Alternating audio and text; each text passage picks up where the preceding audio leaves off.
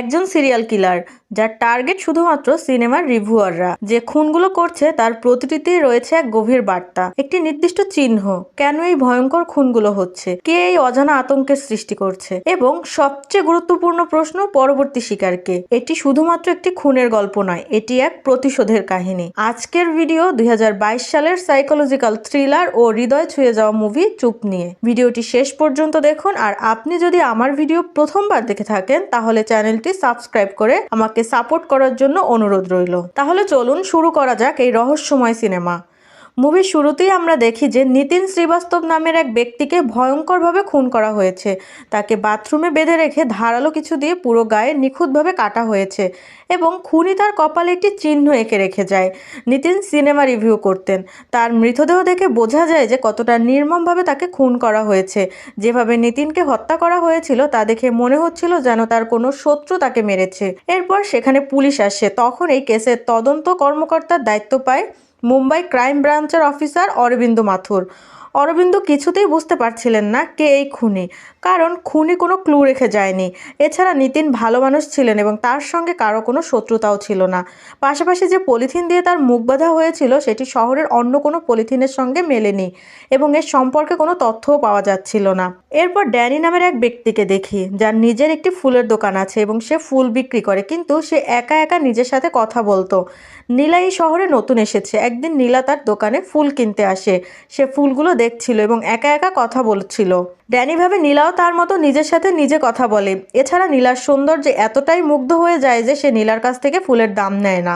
নীলা ধন্যবাদ জানিয়ে চলে যায়। এদিকে অফিসার অরবিন্দ অনেক খোঁজ করার পরও যে পলিথিন দিয়ে নিতিনের মুখ বাঁধা হয়েছিল সেটি শহরের অন্য কোনো জায়গায় পায়নি। তখন তদন্ত আরও জটিল হয়ে যায়। যেদিন নিতিন খুন হয় সেদিন তার স্ত্রী বাড়ির বাইরে ছিলেন। যখন তিনি ফিরে আসেন তখন বাড়ির বিদ্যুৎ বিচ্ছিন্ন ছিল, যা প্রমাণ করে যে খুনি তখনই বাড়ির ভেতরে ছিল। তখন তাদের মনে অনেক প্রশ্ন জাগলো এবং তারা সেই প্রশ্নগুলোর উত্তর খোঁজার চেষ্টা করছে। এদিকে নীলা তার অফিসে যায়। নীলা একটি ক্রিটিক্স কোম্পানিতে কাজ করেন এবং তার সহকর্মী নিতিনকে ভালোভাবেই চিনতেন। নীলা নিতিনকে নিজের অনুপ্রেরণা হিসেবে মনে করতেন, কিন্তু তাদের রিভিউ কখনো মেলে না, কারণ যে সিনেমাটি নিতিন পছন্দ করতেন নীলা সেই একই সিনেমা পছন্দ করতেন না। নিতিনের শেষ রিভিউতে তিনি সিনেমাটি সম্পর্কে ভালো মন্দ দুটোই বলেছিলেন, কিন্তু নীলা সেই সিনেমাটিকে খুব পছন্দ করেছিলেন। অন্যদিকে তদন্তের জন্য অরবিন্দ কিছু পরিচালকের সঙ্গে দেখা করতে যান এবং তিনি খুঁজে বের করার চেষ্টা করেন কারা সেই প্লাস্টিক ব্যবহার করে যেই প্লাস্টিকের সাহায্যে নিতিনকে খুন করা হয়েছিল। তদন্ত করতে করতে পুলিশ ড্যানির দোকানে পৌঁছে যায়। এই সময় জানা যায় যে ড্যানি তার দোকানে পলিথিন ব্যবহার করেন না এবং তিনি প্লাস্টিক একেবারেই পছন্দ করেন না। এরপর অরবিন্দ বলে খুনি নিতিনের মাথায় যে চিহ্ন আঁকা ছিল সেটি আসলে একটি স্টার আঁকতে চেয়েছিল, কিন্তু তখনই কেউ তার বাসায় চলে আসায় তাই স্টারটি সম্পূর্ণ করতে পারেনি। কিন্তু তারা বুঝতে পারে না এর মাধ্যমে কি বোঝাতে চেয়েছিল। এদিকে নীলা আবারও ফুল কিনতে ড্যানির দোকানে যায় এবং এবারও ড্যানি তার কাছ থেকে টাকা নেয় না। নীলা বারবার টাকা দিতে চাইলেও ড্যানি তাকে বিনামূল্যে ফুল দিতে থাকে। কিছুক্ষণ পর নীলা কানে ইয়ারফোন লাগিয়ে কথা বলছিল। ইয়ারফোন চুলের কারণে ঢাকা ছিল, তাই ড্যানি মনে করেছিল নীলা একা একা কথা বলে, কিন্তু যখন দেখে ফোনে কথা বলছে তখন নিজের ভুল বুঝতে পারে। এই ঘটনা দেখে ড্যানি প্রচণ্ড রেগে যায়। এরপর সে নীলার কাছ থেকে ফুলের দাম নেয় এবং একটু বাজে বিহেভ করে। এতে নীলা অবাক হয়। এদিকে অফিসার অরবিন্দ অনেক চেষ্টা করছে খুনের ক্লু খুঁজে পাওয়ার। বারবার প্রতিটা জিনিস নিখুঁতভাবে পর্যবেক্ষণ করে। তখনই সে একটি গুরুত্বপূর্ণ ক্লু পায়। পরের দিন আর একজন সমালোচক এরশান আলীর কাটা লাশ খুঁজে পায় রেল লাইনের উপরে। সেখানেও কপালে একটি স্টার দেওয়া এবং একই প্লাস্টিক দিয়ে মুখ হাত বাঁধা। তখন তারা বুঝতে পারে কেউ তাকে মেরে তারপর রেল লাইনের উপর রেখে গেছে এবং এই খুনও আগের সেই খুনই করেছে বলে অনুমান করা যায়, কারণ এখানেও সেই একই প্লাস্টিক। তখন তারা বুঝতে পারে এটা কোনো সিরিয়াল কিলারের কাজ, যে স্টার দেওয়া লোকেদের খুন করছে। পরদিন নীলা ও ড্যানির একটি মোমবাতির দোকানে দেখা হয়। আগেরবার ড্যানি নীলার সঙ্গে খারাপ আচরণ করেছিল, তাই সে ক্ষমা চায়। এই সময় আমরা জানতে পারি নীলা তার পরিবারের সঙ্গে থাকে, আর এদিকে ড্যানি একা থাকে কারণ তার বাবা মা বহু বছর আগে মারা গিয়েছে।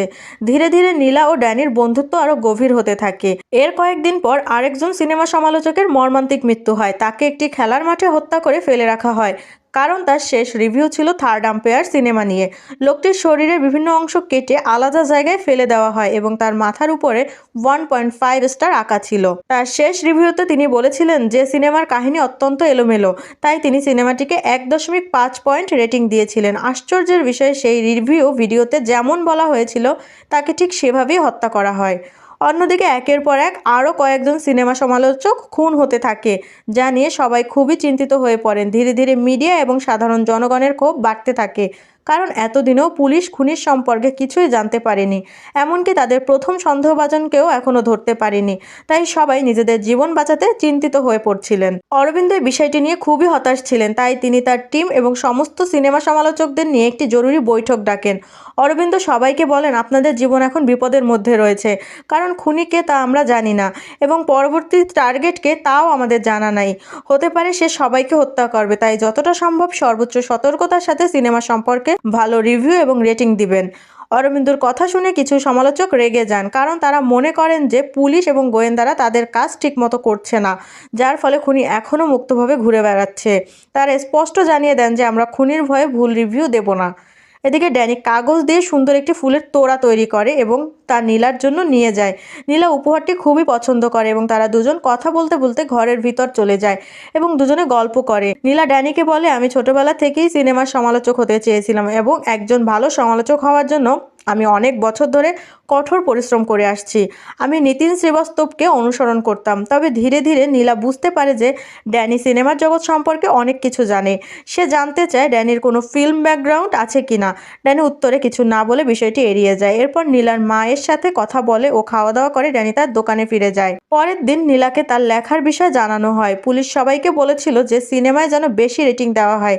মিটিংয়ে সব বোঝার পরেও কার্তিক তার পরবর্তী সিনেমাকে 1.5 রেটিং দেয় এবং সিনেমা মুক্তি নিয়ে অনেক নেতিবাচক মন্তব্য করে। পুলিশ ও গোয়েন্দারা সকল রিভিউগুলোর উপর নজর রাখছিল। যারা সাম্প্রতিক সিনেমাগুলোতে সবচেয়ে কম রেটিং দিয়েছে তাদের বাড়তি নিরাপত্তা দেওয়ার চিন্তা করেছিল, কারণ এখন পর্যন্ত খুনি শুধু তাদেরই হত্যা করেছিল যারা খুব কম রেটিং দিচ্ছিল। কার্তিকের রিভিউ দেখার পর পুলিশ তার নিরাপত্তা বাড়িয়ে দেয়। কার্তিক বলে, সিনেমার রিভিউ করা শুধু আমার কাজ নয়, এটা আমার ভালোবাসা, তাই আমি কখনো মিথ্যা বলি না। পুলিশ কার্তিকের বাড়ির চারপাশে লুকিয়েছিল। এমন সময় একজন ব্যক্তি কার্তিকের জন্য একটি ফুল নিয়ে আসে, কিন্তু পুলিশ তাকে থামিয়ে দেয়। কিছুক্ষণ পর একটি ছোট ছেলে কার্তিকের বাড়িতে ফুল দিতে আসে। এখান থেকে বোঝা যায় যে খুনি আসল লক্ষ্য কার্তিক নয়, বরং অন্য কেউ। খুনি এখন পর্যন্ত কার্তিকের বাড়িতে ফুল পাঠানো সহ যা যা করেছে তা শুধুমাত্র পুলিশের দৃষ্টি অন্যদিকে সরানোর চেষ্টা করছিল। অন্যদিকে আমরা দেখি যে ড্যানি একজন চলচ্চিত্র রিভিউয়ারকে অপহরণ করে তার আস্তানায় নিয়ে যায়। সেই সময় জানা যায় যে ড্যানি আসলে সেই সাইকো খুনি যে এতদিন ধরে রিভিউয়ারদের হত্যা করছিল। ড্যানি লোকটিকে বেঁধে রাখে। তখন ড্যানি বলে, তুমি ভালো সিনেমাগুলোকে কম রেটিং দাও আর খারাপ সিনেমার জন্য টাকা নিয়ে ভালো রিভিউ লিখো। তোমাদের রিভিউর কারণে অনেক প্রতিভাবান মানুষ তাদের স্বপ্ন পূরণ করতে পারে না, আর দর্শকরাও প্রকৃত প্রতিভা বুঝতে ব্যর্থ হয়। তোমাদের বেঁচে থাকা উচিত হবে না। মূলত এই রিভিউয়ারও একটি ভুল রিভিউ দিয়েছিল, যা দেখে ড্যানি প্রচণ্ড রেগে যায় এবং তাকে সেভাবেই হত্যা করে যেমনভাবে সে তার শেষ রিভিউ লিখেছিল। এর কিছুক্ষণ পর ড্যানি গুরুদত্ত নামে এক পরিচালকের সিনেমা দেখতে বসে। গুরুদত্ত একজন দক্ষ পরিচালক ছিলেন, কিন্তু তার প্রথম সিনেমা ফ্লপ করার পর সবাই তাকে নিয়ে হাসাহাসি করতে থাকে, যার কারণে তিনি আর কখনো সিনেমা বানাননি। পরের দিন সকালে নীলা ড্যানির দোকানে যায় তাকে দেখতে। নীলা বলে, যেদিন তুমি আমাকে কাগজের ফুল দিয়েছিল সেদিনই গুরুদত্তের একটি সিনেমা মুক্তি পেয়েছিল এবং তার শেষ সিনেমার নামও ছিল পেপারস ফ্লাওয়ার্স। ড্যানি উত্তর দেয়, আমি গুরুদত্ত সম্পর্কে কিছুই জানি না, এটি শুধু একটা কাকতালীয় ঘটনা। আমি তো শুধুমাত্র তোমাকে একটা উপহার দিতে চেয়েছিলাম। এদিকে ধীরে ধীরে নীলা ও ড্যানির মধ্যে ভালোবাসার সম্পর্ক গড়ে ওঠে এবং তারা দুজন খুব ভালো বন্ধু হয়ে যায়। অন্যদিকে মামলার তদন্ত এগিয়ে নিতে অফিসার অরবিন্দ একজন মনোবিজ্ঞানীকে তার টিমে যুক্ত করে। তখন মনোবিজ্ঞানী বলে, খুনি সিনেমা ঘৃণা করেন, কারণ তার হয়তো চলচ্চিত্র সমালোচনার সঙ্গে পুরনো কোনো সম্পর্ক আছে।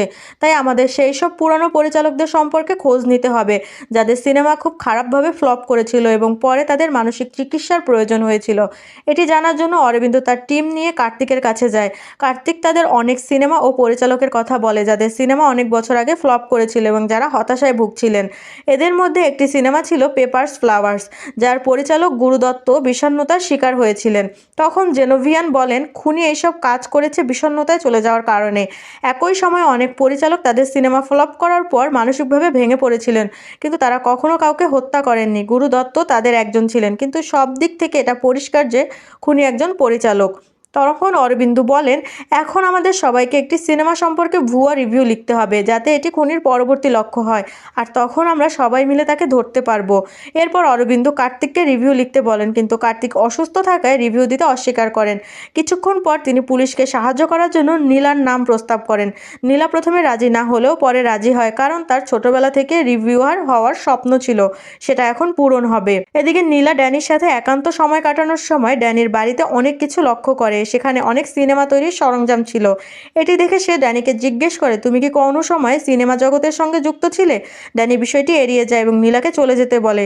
নীলা যাওয়ার পর ড্যানি অত্যন্ত আগ্রাসী হয়ে ওঠে। সে চিৎকার করে বলতে থাকে, আমার এই সামান্য ভুলের কারণে আজ নীলা আমাকে সন্দেহ করতে শুরু করছিল, আর আমি এতে ধরা পড়ে যেতাম। ভয়ে ড্যানি যত দ্রুত সম্ভব সিনেমা তৈরির সমস্ত প্রমাণ লুকিয়ে ফেলে। তখন আমরা জানতে পারি ড্যানি অনেক স্বপ্ন নিয়ে একটি সিনেমা বানিয়েছিল, কিন্তু রিভিউয়ারদের ভুল রিভিউর কারণে তার সিনেমাটি ফ্লপ হয়ে যায়। নীলা ড্যানিকে সন্দেহ করতে শুরু করে, কিন্তু তার সন্দেহ দূর করতে ড্যানি তাকে একটি উপহার পাঠায়।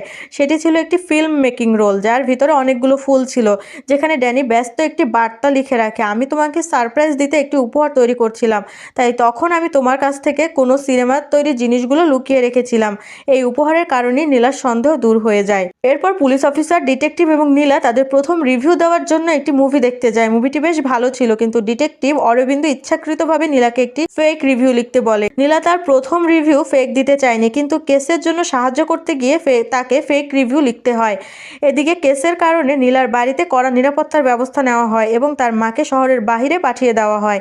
কিছুক্ষণ পর একে একে অনেক মুভি রিভিউয়ার্স এবং নতুন মুভিগুলোর রিভিউ ইন্টারনেটে আপলোড হতে থাকে। জিমের দেওয়া একটি রিভিউর পাশাপাশি নীলার রিভিউ ছিল।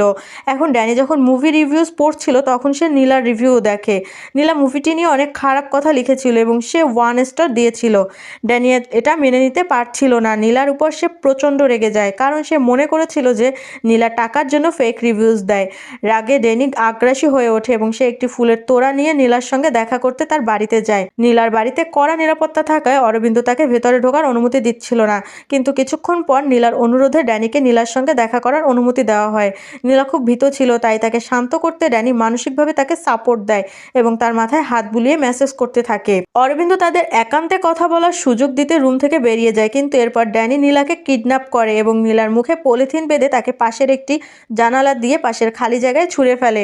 সবার কাছ থেকে নীলার কিডন্যাপিং লুকানোর জন্য ড্যানি বিছানাটি এমনভাবে সাজিয়ে রাখে যেন মনে হয় নীলা ঘুমাচ্ছে। কিছুক্ষণ পর অরবিন্দু রুমে ফিরে আসে। অরবিন্দু ভেবেছিল নীলা ঘুমিয়ে আছে, তাই সে ড্যানিকে বাড়ি ফিরে যেতে বলে। ড্যানি আরও কিছুক্ষণ থাকতে চায়, কিন্তু নীলার নিরাপত্তার কারণে তাকে বাইরে পাঠিয়ে দেওয়া হয়। এদিকে ড্যানি নীলাকে কিডন্যাপ করে নিয়ে যায়। এখানে ড্যানি বলে, you are a good girl, but তুমি আমার সাথে এই কাজ করলে যা অন্যরাও করতো। নীলা জবাবে বলে, আমি এমন কিছু করতে চাইনি, বাট আমাকে ফেক রিভিউ দিতে হয়েছিল যাতে পুলিশকে হেল্প করতে পারি, তারা যেন খুনিকে ধরতে পারে। এটা জানার পর ড্যানি নীলাকে বলে, তাহলে এখন এটা সঠিক রিভিউটা দাও, আমি এটা শুনতে চাই। নীলা বলে, this movie was very good and I like this plot very much, so I will give this movie 4 stars. নীলার রেটিং শুনে ড্যানি উচ্চস্বরে হাসতে থাকে এবং তারপর সে নীলাকে বলে, এই মুভিটা একটা রিমেক মুভি।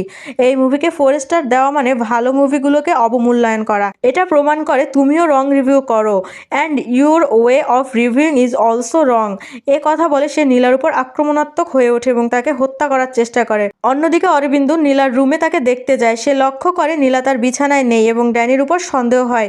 ড্যানিকে খুঁজতে খুঁজতে অরবিন্দু সেই বিল্ডিংয়ে পৌঁছায় যেখানে নীলাকে কিডন্যাপ করা হয়েছিল। যখন ড্যানি নীলাকে মারতে যাচ্ছিল, কিন্তু ঠিক সময় অরবিন্দু গুলি চালিয়ে নীলাকে বাঁচায়। ড্যানির বাড়ি তল্লাশি করে পুলিশ চুপ মুভির ফিল্ম রোল সহ অনেক কিছু খুঁজে পায়।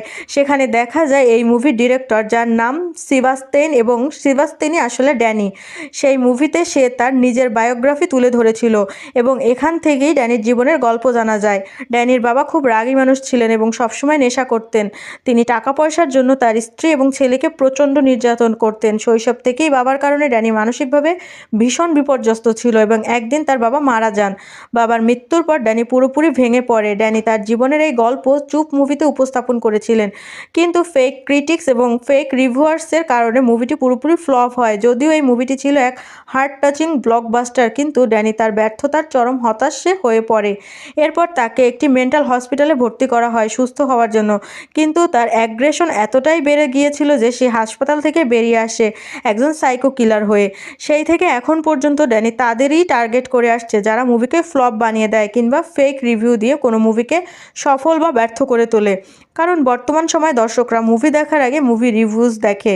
এরপর ড্যানি জেলে ছিল এবং সে পত্রিকায় দেখে যে একজন ফেক রিভিউয়ার কোভিডে মারা গেছে।